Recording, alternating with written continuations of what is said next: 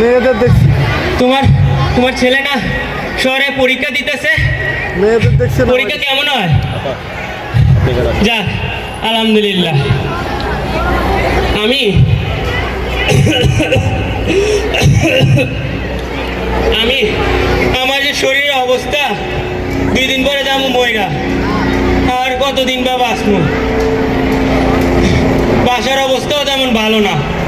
বাসার চালের অবস্থা দেখছেন? ফোটা, বৃষ্টি পড়লে বৃষ্টিতে পানি পড়ে।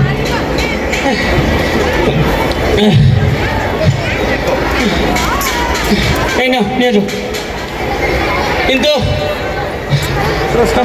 আমার এই কষ্ট বেশি দিন থাকতো না। আমার ছেলে শহরে মেলা বড় ভার্সিটিতে পড়ে।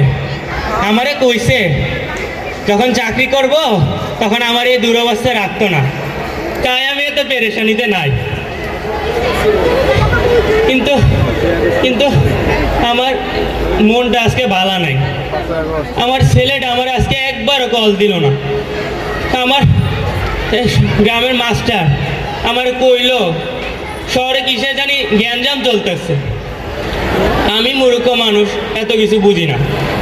আমার কইলো যে ছাত্ররা কিসের আন্দোলন করতেছে, নিজের অধিকারের জন্য আন্দোলন করতেছে।